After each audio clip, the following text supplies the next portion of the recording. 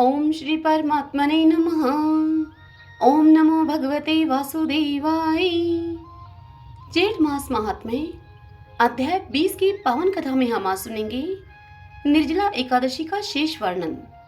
समस्त ऋषिगण स्कंद जी से बोले कि हे स्कंद जी, आपने समस्त मोह को नाश करने वाला तथा अत्यंत आश्चर्य को देने वाला ज्येष्ठ मास के महात्म्य का हमसे आख्यान कहा, जो कि योगियों का गम्य सनातन साक्षात पर ब्रह्म शत्रु के संहार के निमित्त एकादशी के प्रभाव से वहां पर आए, जो पर ब्रह्म वचन से भी नहीं कहा जा सकता।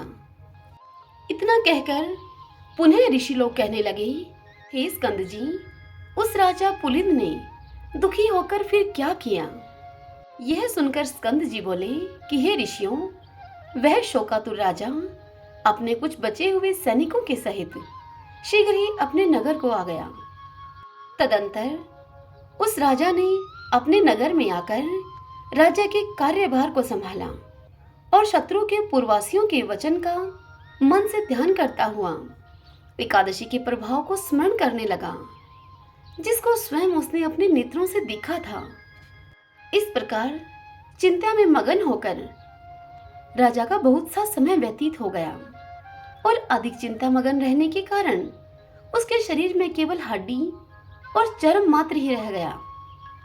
तब उस राजा पुलिंद ने अपने पुत्र को राज्य देकर स्वयं अपनी स्त्री को साथ में लेकर वन को चला गया और वहां जाकर वानप्रस्थ आश्रम ग्रहण कर लिया उसने। वहां वन में राजा पुलिंद को एकादशी के संबंध में प्रश्न करते हुए 12 दिन बीत गए। वह सबसे यही प्रश्न करता था कि हे तपोधन, एकादशी के व्रत की क्या विधि है? जो एकादशी का व्रत तीनों लोकों में दुर्लभ, पवित्र और भगवान का अति प्रिय है। आहो, बड़े आश्चर्य की बात है, मैंने उसी एकादशी व्रत का महान आश्चर्यकारी कार्य देखा था, इसमें संशय नहीं है। पूर्व जन्म के पुण्य कर्म के प्रभाव से वरेण्य ऋषि के पवित्र आश्रम में दत्तात्रेय ऋषि आए और उन दत्तात्रेय के दर्शनों की लालसा से वहां समस्त ऋषिगण चले आए। कुछ लोगों ने पूजन, स्तुति तथा विविध प्रकार की उनकी सेवा की। राजा पुलिंद भी दत्तात्रेय जी का आगमन सुनकर वहां भयभीत के समान होकर ऋषि के पास जाकर बैठ गए। प्रधान ऋषियों के चले जाने पर राजा पुलिंद दत्तात्रेय जी के पास गए और दंडवत उन्हें प्रणाम करके दूसरे विंध्याचल पर्वत की तरह पृथ्वी पर गिर गए। दत्तात्रेय जी राजा से बोले कि हे सौम्य, उठो उठो, तुम कौन हो और किस लिए यहाँ आए हो? तुम्हारे दुख का जो भी कारण है उसको तुम मुझसे कहो।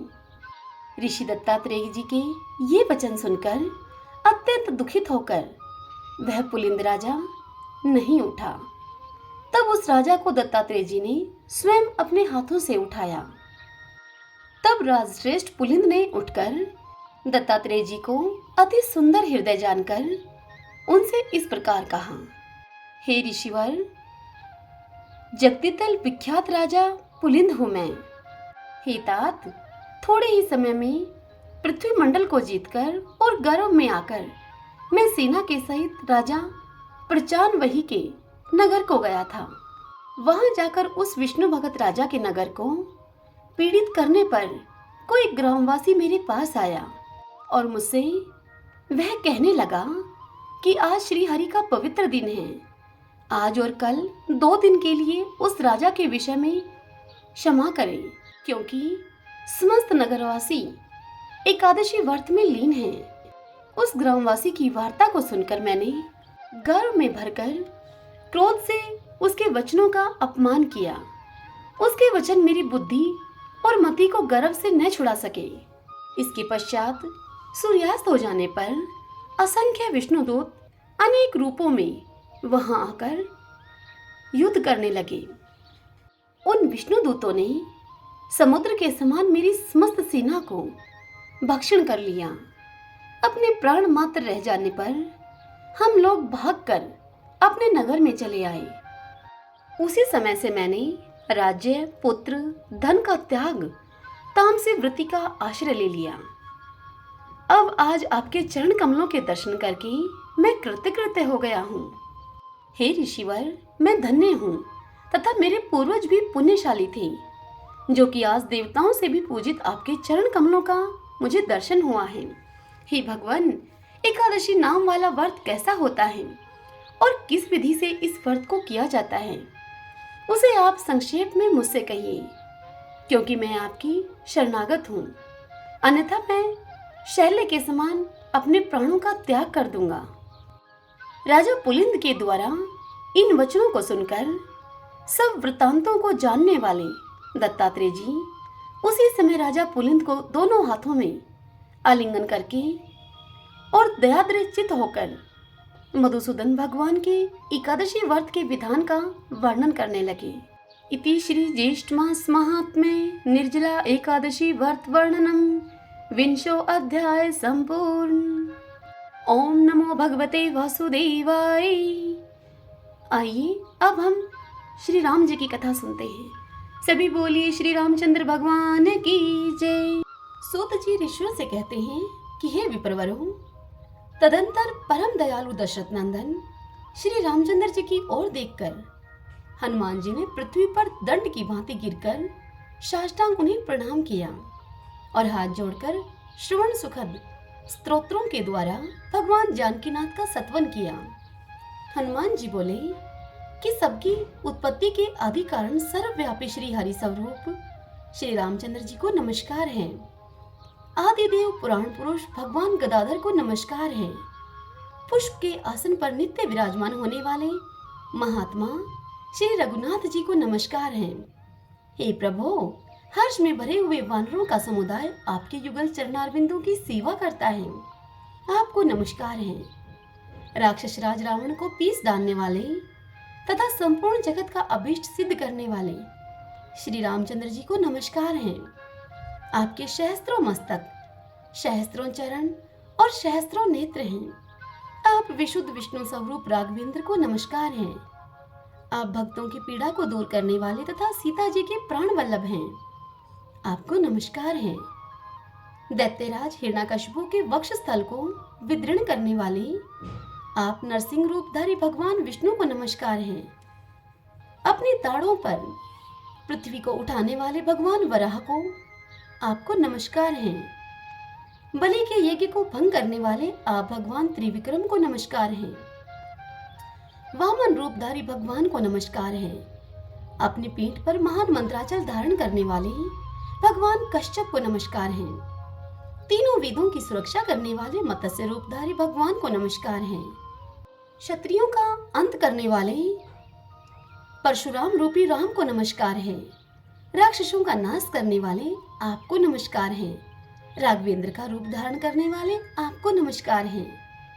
महादेव जी के महान भयंकर महाधनुष को भंग करने वाले आपको नमस्कार है। क्षत्रियों का अंत करने वाले क्रूर परशुराम को भी त्रास देने वाले आपको नमस्कार है। हे भगवान, आप अहल्या का संताप और महादेव जी का चाप हरने वाले हैं, आपको नमस्कार है। 10,000 हाथियों का बल रखने वाली ताड़का के शरीर का अंत करने वाले आपको नमस्कार है। पत्थर के समान कठोर और चौड़ी बाली की छाती को छेद डालने वाले आपको नमस्कार है। आप मायामय मृग का नाश करने वाले तथा अज्ञान को हर लेने वाले हैं। हे प्रभु, आपको नमस्कार है। दशरथ जी के दुख रूपी समुद्र को सोख लेने के लिए आप मूर्तिमान अगस्त्य हैं, आपको नमस्कार है। अनंत उताल तरंगों से उद्वेलित समुद्र का भी दर्प दलन करने वाले आपको नमस्कार है। मिथिलेश नंदिनी सीता के हृदय कमल को विकसित करने वाले सूर्य रूप आप लोक साक्षी श्री हरि को नमस्कार है। हे हरे, आप राजाओं के भी राजा और जानकी जी के प्राण वल्लभ हैं, आपको नमस्कार है। हे कमल नयन, आप ही तारक ब्रह्मा हैं, आपको नमस्कार है। आप ही योगियों के मन को रमाने वाले राम हैं। राम होते हुए भी चंद्रमा के समान आह्लाद प्रदान करने के कारण आप रामचंद्र हैं। सबसे श्रेष्ठ और सुख स्वरूप हैं आप विश्वामित्र जी के प्रिय हैं। खर नामक राक्षस का हृदय विदीर्ण करने वाले हैं। आपको नमस्कार है। भक्तों को अभय दान देने वाले आपको नमस्कार है। हे देव देवेश्वर, प्रसन्न होइए। करुणा सिंधु हे श्री रामचंद्र जी, आपको नमस्कार है। मेरी आप रक्षा कीजिए। वेदवाणी के भी अगोचर हे राघवेंद्र, मेरी रक्षा कीजिए। हे श्री राम, कृपा करके मुझे उबारिए, मैं आपकी शरण में आया हूँ। हे रघुवीर, मेरे महान मोह को इस समय आप दूर कीजिए। हे रघुनंदन, स्नान, आचमन, भोजन, जागृत, स्वपन, सुषुप्ति आदि सभी क्रियाओं और सब अवस्थाओं में आप मेरी रक्षा कीजिए। तीनों लोकों में कौन ऐसा पुरुष है जो आपकी महिमा का वर्णन या सत्वन करने में समर्थ हो सकता है भला। रघुकुल को आनंदित करने वाले हे श्री राम, आप ही अपनी महिमा को जानते हैं। करुणा निधान श्री रामचंद्र जी की इस प्रकार स्तुति करके वायुपुत्र हनुमान ने भक्ति युक्त चित्त से सीता जी का भी सत्वन किया। उन्होंने कहा कि हे जनक नंदिनी, आपको नमस्कार करता हूँ। आप सब पापों का नाश और दारिद्र्य का संहार करने वाली हैं। भक्तों को अभीष्ट वस्तु देने वाली भी आप ही हैं। राघवेंद्र श्री राम को आनंद प्रदान करने वाली विदेहराज जनक की लाडली श्री किशोरी जी को मैं प्रणाम करता हूँ। आप पृथ्वी की कन्या और विद्या हैं। कल्याणमयी प्रकृति भी आप ही हैं। रावण के ऐश्वर्य का असंहार तथा भक्तों के अभीष्ट का दान करने वाली सरस्वती रूपा भगवती सीता को मैं नमस्कार करता हूँ। पतिव्रताओं में अग्रगण्य आप श्री जनक दुलारी को मैं प्रणाम करता हूँ। आप सब पर अनुग्रह करने वाली समृद्धि, पाप रहित और श्री विष्णु जी की प्रिया लक्ष्मी जी हैं। आप ही आत्मविद्या, वेदत्रयी तथा पार्वती स्वरूपा हैं। आपको मैं नमस्कार करता हूँ। आप ही क्षीरसागर की कन्या और चंद्रमा की भगिनी कल्याणमयी महालक्ष्मी जी हैं, जो भक्तों पर कृपा प्रसाद का प्रसाद करने के लिए सदा उत्सुक रहती हैं। आप सर्वांग सुंदरी सीता को मैं प्रणाम करता हूँ। आप धर्म का आश्रय और करुणामयी वेद माता गायत्री हैं। आपको मैं प्रणाम करता हूँ। आपका कमल वन में निवास है। आप ही हाथ में कमल धारण करने वाली तथा भगवान विष्णु के वक्षस्थल में निवास करने वाली लक्ष्मी जी हैं। चंद्रमंडल में भी आपका निवास है। आप चंद्रमुखी सीता देवी को मैं नमस्कार करता हूँ। आप श्री रघुनंदन की आह्लादमयी शक्ति हैं, कल्याणमयी सिद्धि हैं और कल्याणकारिणी सती हैं। श्री रामचंद्र जी की परम प्रियतमा जगदम्बा जानकी को मैं प्रणाम करता हूँ। सर्वांग सुंदरी सीता का मैं अपने हृदय में सदैव चिंतन करता हूँ। इतनी कथा सुनाकर श्री सूत जी ऋषियों से कहते हैं कि हे द्विजवरों, इस प्रकार से हनुमान जी भक्ति पूर्वक श्री सीता जी और श्री रामचंद्र जी की स्तुति करके आनंद के आंसू बहाते हुए मौन हो गए। जो वायुपुत्र हनुमान जी के द्वारा वर्णित श्री राम और सीता के इस पाप नाशक स्त्रोत का प्रतिदिन पाठ करता है, वह सदा मनोवांछित महान ऐश्वर्य का उपभोग करता है। अनेक क्षेत्र, धान्य, दूध देने वाली गौएं, आयु, विद्या, मनोरमा भार्या तथा श्रेष्ठ पुत्र प्राप्त करता है। वह इस स्त्रोत का एक बार भी पाठ करने वाला मनुष्य इन सब वस्तुओं को निसंदेह प्राप्त कर लेता है।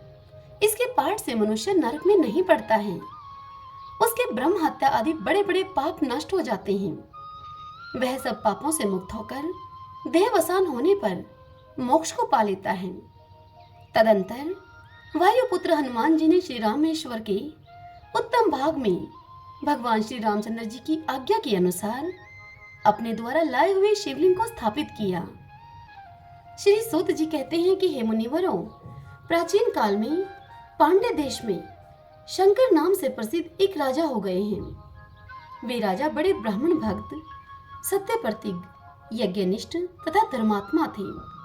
चारों वर्णों और आश्रमों का धर्म पूर्वक वह पालन करते थे। वे भगवान विष्णु और शिव के समान रूप से उपासक थे। वे ब्राह्मणों को बड़े बड़े दान देते थे। एक दिन वह बुद्धिमान राजा शंकर शिकार खेलने के लिए तपोवन में गए और वहां दुर्गम एवं रमणीय प्रदेशों, पर्वतों तथा गुफाओं में वह भ्रमण करने लगे। वन के एक भाग में व्याघ्र चर्मधारी शांत जितेंद्रिय एवं मन को वश में रखने वाले एक मुनि गुफा के भीतर निवास करते थे। राजा ने उन्हें दूर से देखकर व्याघ्र समझा और फिर बड़े वेग से झुकी हुई गांठों वाले बाण का प्रहार करके उन ऋषि को मार डाला। राजा के उस बाण ने पति के पास बैठी हुई पतिव्रता मुनि पत्नी का भी वध कर डाला। माता और पिता दोनों को मारा गया देखकर उनका पुत्र अत्यंत दुख से पीड़ित होकर कातर भाव से वन में रोने और विलाप करने लगा। अब हा तात हा माता, हा तात हा माता, इस प्रकार विलाप करता हुआ वह कहने लगा कि तुम दोनों मुझे कहाँ छोड़कर चले गए। पिताजी, अब मुझे वेद शास्त्र कौन पढ़ाएगा? माँ, कौन मुझे शिक्षा के साथ साथ भोजन देगी? हाय तात, आप तो परम लोकगामी हो गए। अब मुझे सदाचार की शिक्षा कौन देगा? हाय, आज किस पापी ने अपने बाणों से बिना किसी अपराध के आप दोनों को मार डाला है? आप ही दोनों मेरे गुरु और मेरे प्राण थे, सदा तपस्या में लगे रहते थे, तो भी न जाने किस पापी के हाथ से आप मारे गए। इस प्रकार कहकर उन दोनों दंपति का पुत्र फूट फूट कर रोने लगा। उसका प्रलाप सुनकर वन में विचरण करने वाले राजा शंकर तुरंत ही उस शब्द की ओर लक्ष्य करके उस कंदरा के समीप जा पहुंचे। उस वन में रहने वाले अन्य मुनि भी वहां उस आश्रम पर एकत्रित हो गए। मुनियों ने बाण से मरे हुए मुनि और उनकी पत्नी को देखा। पास में धनुष धारण किए हुए राजा शंकर पर भी दृष्टिपात किया उन्होंने, तथा माता पिता के लिए विलाप करते हुए उस मुनि कुमार को भी उन्होंने देखा। उसे देखकर वे अत्यंत व्याकुल हो उठे और मत रो ऐसा कहते हुए उस कातर बालक को धैर्य बंधाने लगे। मुनि उससे बोले कि बेटा, धनी, दरिद्र, मूर्ख, पंडित, मोटे अथवा पतले, सभी जीवों के प्रति यमराज का समान बर्ताव होता है। कोई वन में रहता हो या नगर या गांव में, पर्वत पर रहता हो या फिर किसी दूसरे स्थान में, सभी जंतुओं को एक दिन मृत्यु के पाश में जाना ही पड़ता है। हे वत्स, गर्भ में रहने वाले, जन्म ग्रहण कर चुकने वाले, बालक, जवान और बूढ़े, सभी जीवों को यमलोक की यात्रा करनी पड़ती है। ब्रह्मचारी, गृहस्थ, वानप्रस्थ और सन्यासी, सबको समय आने पर यह शरीर त्यागना पड़ता है। हे महामते, हे द्विजपुत्र, ब्राह्मण, क्षत्रिय, वैश्य, शूद्र और वर्ण शंकर सबको एक दिन यमलोक जाना ही पड़ता है। देवता, मुनि, यक्ष, गंधर्व, नाग, राक्षस तथा अन्य सब प्राणी भी नाश को प्राप्त होते हैं, इसलिए तुम्हें शोक नहीं करना चाहिए। अद्वितीय सच्चिदानंद स्वरूप जो उपनिषद प्रतिपादित ब्रह्मा है, उसका जन्म, मरण और वृद्धि को प्राप्त होना नहीं बनता। यह 9 द्वारों वाला शरीर मलमूत्र का भांड है, पीप और रक्त का घर है। यह पानी के बुलबुले के समान यह क्षणभंगुर है एवं इसमें कीड़ों का ढेर अर्थात कीटाणुओं का समुदाय भरा है। काम, क्रोध, भय, द्रोह, मोह और मात्सर्य का एकमात्र कारण यह शरीर ही है। मल और मूत्र का यह एकमात्र भाजन है। ऐसे घृणित शरीर में जो सुंदर एवं श्रेष्ठ बुद्धि रखता है, वह मनुष्य मूर्ख है तथा वह खोटी बुद्धि वाला है। जैसे अनेक छेद वाले घड़े में पानी नहीं ठहरता, उसी प्रकार अनेक छेदों वाले इस अपवित्र शरीर में प्राण वायु की स्थिति दीर्घ काल तक कैसे हो सकती है भला? अतः तुम अपने पिता और माता के लिए शोक मत करो। वे दोनों अपने कर्मवश इस घर को छोड़कर कहीं चले गए हैं। तुम अपने कर्मवश इस भूतल पर वर्तमान हो। जब तुम्हारे प्रारब्ध कर्म का क्षय होगा, तब तुम भी मर जाओगी। तब उनके लिए शोक क्या करना? क्या मरने वाला प्रेत मरे हुए प्रेत के लिए शोक करे? तुम्हारे माता और पिता जब उत्पन्न हुए थे, उस समय तुम्हारा जन्म नहीं हुआ था, इसलिए तुमसे उनकी गति भिन्न है। यदि तुम्हारे और उनकी समान गति होती, तो तुम भी उन्हीं के साथ चले जाते। जिस बाण से वे मरे हैं, उसी से तुम भी मर गए होते, और वे मरकर जहां गए हैं, वहां तुम भी पहुंच जाते। ऐसा लेकिन नहीं हुआ। इससे यह सिद्ध है कि तुम्हारी और उनकी समान गति नहीं है। अतः उनके लिए शोक तुम्हें नहीं करना चाहिए। मरे हुए प्राणियों के भाई बंधु जो इस भूतल पर उनके मरने पर आंसू बहाते हैं, उन आंसुओं को वह मरे हुए प्रेत परलोक में पीते हैं। अतः शोक छोड़कर एकाग्रचित होकर धैर्य को धारण करो और वैदिक रीति से माता पिता का प्रेत कार्य करो।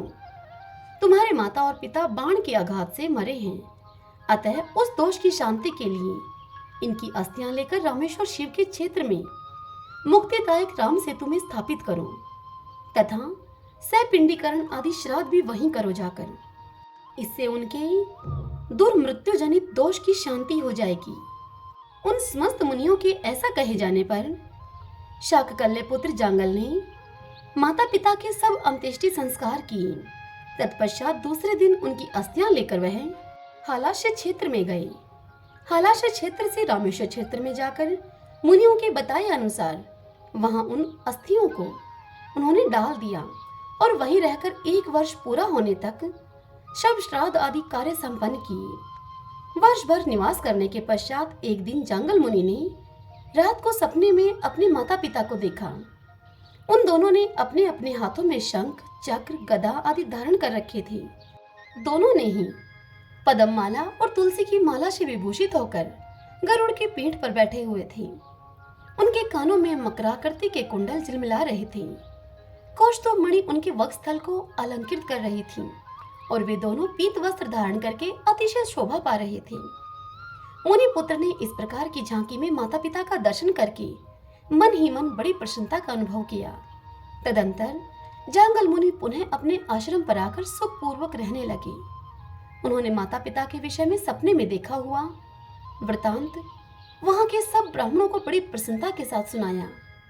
सुनकर वे सब भी बड़े ही प्रसन्न हुए।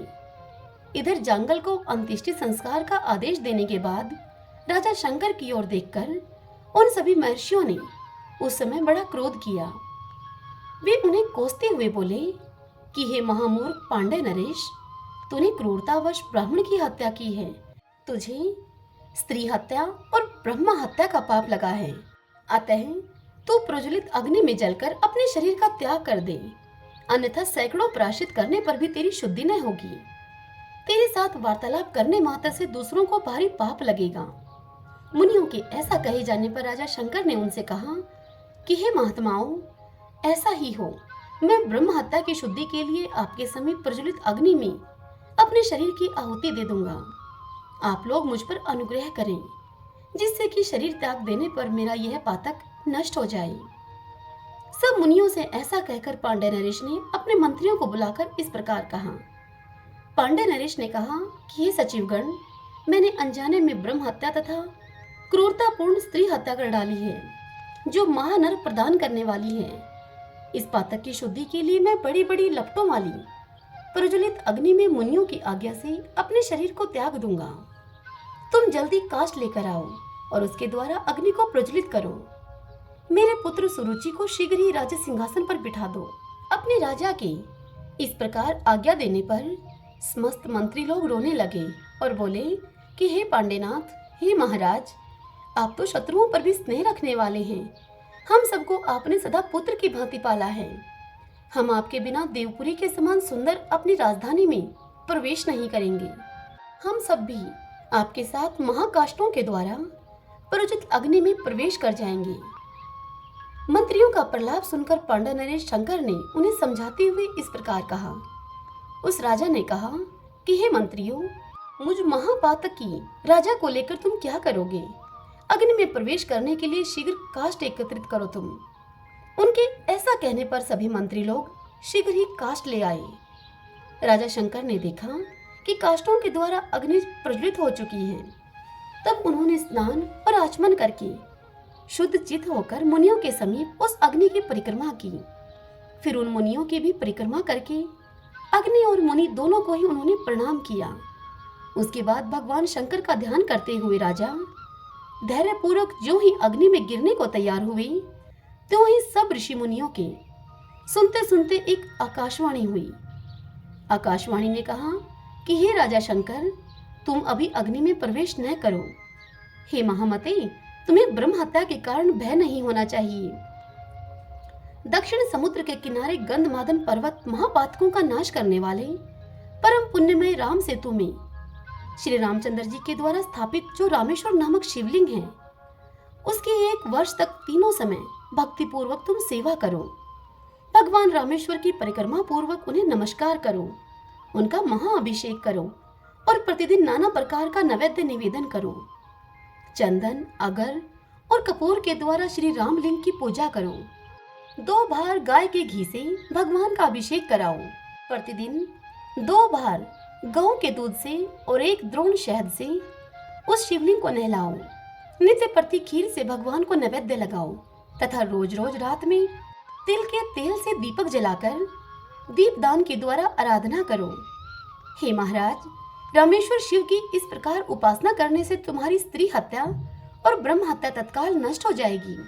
तुम शीघ्र ही राम सेतु पर जाओ और वहां जाकर निरंतर रामेश्वर का भजन करो। इस कार्य में तुम विलंब न करो। अब वह आकाशवाणी सुनकर सब ऋषि राजा को जल्दी जाने की प्रेरणा देने लगे। बोले कि हे महाराज, मोक्षदायक राम सेतु पर तुम शीघ्र जाओ। हमने भगवान रामेश्वर के महात्म्य को न जानने के कारण ही आपको प्रज्वलित अग्नि में देह त्याग करने की सलाह दी थी। मुनीश्वरों की ऐसी आज्ञा पाकर महाराज शंकर ने चतुरंगनी सेना तो नगर में भिजवा दी और स्वयं हर्षोचित से महर्षियों को नमस्कार करके कुछ गिने चुने सैनिकों को अपने साथ बहुत धन लेकर भगवान रामेश्वर की सेवा के लिए गंधमादन पर्वत पर गए और वहां शुद्धिदायक राम सेतु पर उन्होंने 1 वर्ष तक निवास किया। राजा एक समय भोजन करते और क्रोध एवं इंद्रिय समूह को वश में रखते थे। वे तीनों समय भक्ति पूर्वक भगवान रामेश्वर की सेवा करते हुए उन्हें प्रतिदिन 10 बार धन भेंट करते थे। उन्होंने नित्य प्रति भगवान रामेश्वर की महापूजा करवाई। प्रतिदिन धनुष कोटि में भक्ति पूर्वक स्नान और प्रसन्नता पूर्वक ब्राह्मणों को अन्नदान किया। आकाशवाणी ने जैसा राजा को बताया था उसके अनुसार राजा ने सब पूजन किया।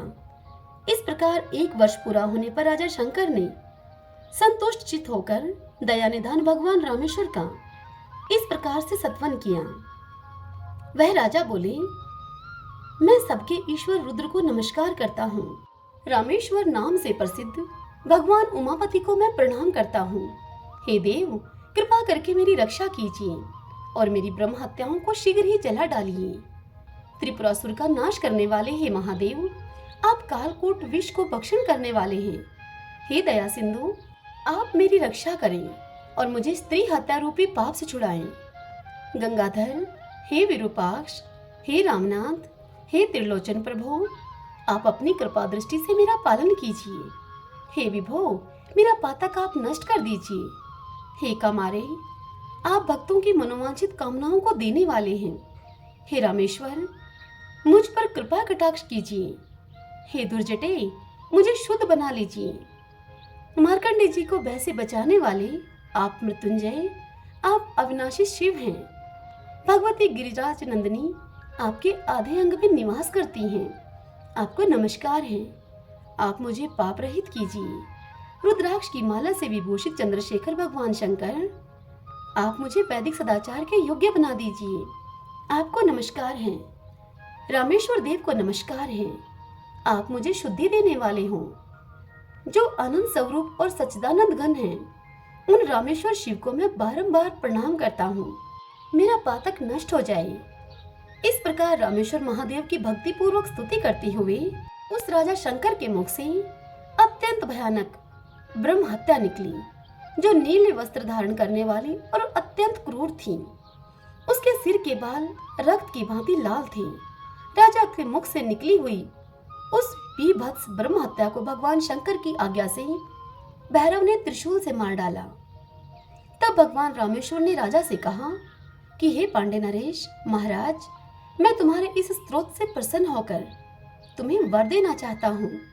तुम कोई मनोवांछित वर मांगो मुझसे। स्त्री हत्या और ब्रह्म हत्या से जो तुम्हें दोष लगा था वह सब निकल गया है। अब तुम बिल्कुल शुद्ध हो, निष्पाप हो। पूर्ववत अपने राज्य का तुम पालन करो। हे राजन, मेरी सेवा करने वाले मनुष्य फिर संसार में जन्म नहीं लेते। वे मेरे सायुज्य मोक्ष को प्राप्त कर लेते हैं। जो मानव इस स्तोत्र के द्वारा भक्ति पूर्वक मेरी स्तुति करेंगे उनके महापातकों की राशि को मैं अवश्य ही नष्ट कर दूंगा। अब तुम इच्छा अनुसार वर को मांगो। तब राजा शंकर बोले कि हे महेश्वर, मैं आपके दर्शन मात्र से ही कृतार्थ हो गया हूँ। इस समय मुझे इससे बढ़कर मांगने योग्य कोई वस्तु नहीं प्रतीत होती। आपके दोनों चरण कमलों में मेरी अविचल भक्ति बनी रहे। तथास्तु कहकर भगवान रामेश्वर ने राजा पर अनुग्रह किया और वे पुनः उसी शिवलिंग में अंतर्ध्यान हो गए। भगवान रामेश्वर की कृपा प्राप्त करके राजा भी कृतार्थ हो गए और उन्हें प्रणाम करके अपनी पुरी को चले गए। और वन में जाकर राजा ने उन मुनियों को यह वृतांत बतलाया। तब उन मुनियों ने प्रसन्नचित होकर राजा को पुनः उनके राज्य पर अभिषिक्त किया। तदंतर अंतकाल आने पर राजा ने रामेश्वर शिव का ध्यान करते हुए देह का त्याग किया और भगवान रामेश्वर के सायुज्य मोक्ष को प्राप्त कर लिया। हरि ओम तत्सत। ओम नमो भगवते वासुदेवाय। जय सिया राम। आज की यह कथा यहीं संपन्न हुई। इससे आगे कल की कथा में हम सुनेंगे राजा पुण्यनिधि के यहाँ महालक्ष्मी का पुत्री के रूप में निवास एवं सेतु माधव की महिमा। यह कथाएं आपको कैसी लगती हैं? इस वीडियो को लाइक करके और कमेंट बॉक्स में ओम नमो भगवते वासुदेवाय लिखकर आप हमें अवश्य बताएं। इससे पहले की कथाएं यदि आपने अभी तक नहीं सुनी हैं तो आप इस चैनल के प्लेलिस्ट में जाकर उन कथाओं को सुन सकते हैं। हरे कृष्णा।